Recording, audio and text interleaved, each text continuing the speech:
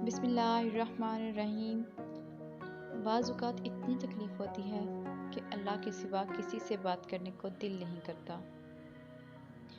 ایک دن آئے گا تمہاری ہر دعا کو قبولیت کا رنگ دے دیا جائے گا۔ تم نصیب اور وقت سے لڑتے رہتے ہو، یہ سوچے بنا ہی کہ نصیب لکھنے کا اختیار تو اللہ نے تمہیں دے رکھا ہے کہ اپنی دعاؤں سے جب چاہو جو چاہو بدل ڈالو۔ جن ہاتھوں کو تم نے دعا میں اٹھا رکھا ہے نا، ان ہاتھوں میں ایک دن وہ سب ہوگا جس کے لیے تم اللہ کے سامنے گڑگڑاتے ہو۔ جانتے ہیں آپ، جب ہم اللہ سے کسی بہت بڑی شے کی خواہش کر بیٹھتے ہیں نا، پھر اللہ ہمارا صبر آزماتا ہے، ہمارے یقین کا امتحان لیتا ہے۔ وہ صبر کے ذریعے ہمیں اس شے کے قابل بناتا ہے کہ جو ہم نے اس سے مانگی ہو۔ صبر سے بندہ نکھرتا ہے، سنورتا ہے، اس کا کردار مضبوطی کا دامن تھامتا ہے، اور بندہ جتنا بھی صبر کرتا ہے نا، اس صبر کا اجر اتنا ہی دگنا ہوتا چلا جاتا ہے۔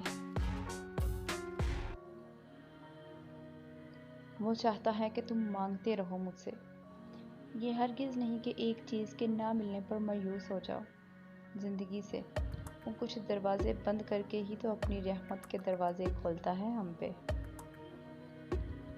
اسے سب یاد ہے، تمہارا راتوں کو اٹھ اٹھ کر دعائیں کرنا، اپنی دعاؤں کی قبولیت کے لیے معجزے کا انتظار کرنا، تمہاری تڑپ، تمہاری جستجو، وہ کچھ نہیں بھولا۔ وہ عنقریب تمہارے لیے معجزہ خاص کر کے تمہارے من پسند چیز سے ملوا دے گا۔ اللہ تعالیٰ فرماتا ہے، میں بہتری سے پہلے دیری کرتا ہوں، اور میں انہی کو آزماتا ہوں جنہیں میں پسند کرتا ہوں۔ معجزوں کی مثالیں تمہیں بے وجہ نہیں سنائی جاتی، معجزے تمہارے مقدر میں بھی ہیں، اور وہ دعا جو منہ سے نکلتے ہی قبولیت کے مراحل میں داخل ہو جاتی ہے، وہ ٹوٹے ہوئے دل کی دعا ہے۔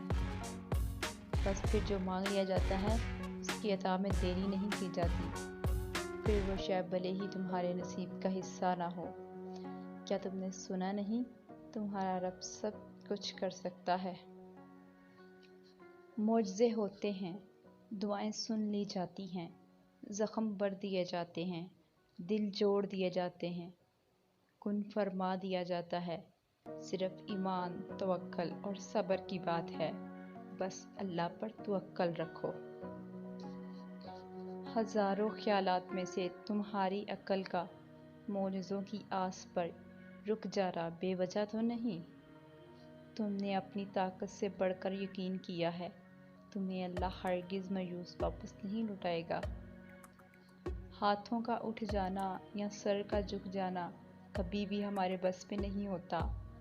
ہم اللہ کو کبھی نہیں چنتے، اللہ ہمیں چنتا ہے۔ اگر اللہ نے تمہارا دل دعاؤں کی جانب موڑا ہے، تو کچھ تو ہے جو اس نے بدلنے کا سوچا ہے۔ اٹھو، دعا مانگو، کیوں پریشان ہو؟ اللہ ہے نا، وہ سب ٹھیک کر دے گا۔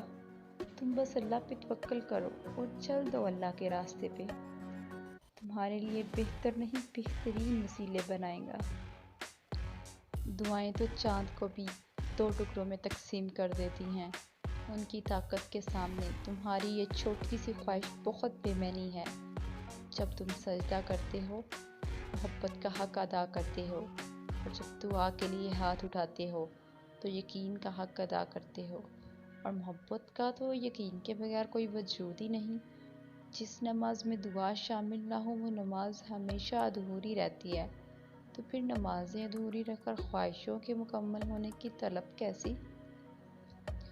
وہ تمہاری روتی ہوئی آنکھوں کو یوں ٹھنڈا کر دے گا جیسے اس نے یعقوب علیہ السلام کی آنکھوں کو ٹھنڈا کر دیا تھا۔ وہ تم تک ہر کھوئی ہوئی چیز بھی یوں واپس لے آئے گا جیسے وہ اندھے کنویں سے یوسف کو نکال کر یعقوب تک لے آیا تھا۔ کیا ہو سکتا ہے اور کیا نہیں، یہ سوچنا تمہارا کام نہیں، تمہارا کام بس دعا کرنا ہے۔ پھر دیکھو، وہ ایسے معجزے لائے گا کہ تمہارے رونگٹے کھڑے ہو جائیں گے۔ سو بس تم وہ کرو جو تمہارا کام ہے، اللہ بھی تو وہی کر رہا ہے جو اس کا کام ہے۔ جب تم یہ سوچتے ہو نا کہ شاید وہ رب تم سے ناراض ہو گیا ہے، وہ تب تمہارے سب سے زیادہ قریب ہوتا ہے۔ وہ اپنی ناراضگی کا خیال لاڈ سے ڈالتا ہے اپنے بندے کے دل میں، تاکہ اس کا بندہ بھاگ کر اپنے رب کی بارگاہ میں حاضر ہو جائے اور اس سے اپنی ساری ہی باتیں بیان کر دے۔ وہ تمہیں تم سے زیادہ چاہتا ہے، اس کی محبت سے مایوس نہ ہوا کرو۔ اگر تم نے اپنے رب کے لیے کچھ ترک کر دیا ہے تو خوش ہو جاؤ، کیونکہ وہ رب تمہیں اب ایسے نوازے گا کہ تمہاری روح بھی شکر کے سجدے میں گر جائے گی اور تم اپنی خوش قسمتی پر حیران رہ جاؤ گے۔ جب دکھ بہت زیادہ ہو جائیں تو صرف اللہ کا ذکر ہوتا ہے اس کا حل۔ اس سے تعلق مضبوط کیجیے، مسئلے حل ہوں یا نہ ہوں، لیکن زندگی پرسکون ہو جائے گی اور پھر اللہ راستے بھی نکال دے گا۔ اس لیے اللہ کے فیصلوں پر یقین رکھا کریں، کیونکہ جو آپ کے ساتھ ہو رہا ہے نا، اللہ اس سے واقف ہے، وہ اللہ کے حکم سے ہی ہو رہا ہے، اور یقین کریں وہ آپ کو جہاں بھی لے جا رہا ہے نا، آپ کے لیے اسی میں خیر ہے، اور یہ بات آپ کو کافی سفر مکمل کرنے کے بعد پتہ چلے گی۔ کبھی کبھی نا ہم اللہ سے شکوے کرنا شروع کر دیتے ہیں کہ اللہ آپ نے مجھ سے یہ چیز کیوں لے لی، اس سے تو مجھے خوشی ملتی تھی۔ در حقیقت وہ اللہ ہی جانتا ہے کہ وہ خوشی ہمارے لیے وقتی تھی، اور صرف اللہ ہی جانتا ہے ہمارے لیے کیا اچھا ہے اور کیا برا۔ سنو، اگر کوئی چیز تمہارے مطابق نہ ہونا تو پریشان مت ہوا کرو، اب تو بلکہ تم خوش ہو جایا کرو کہ معاملہ اللہ کے ہاتھ میں چلا گیا ہے۔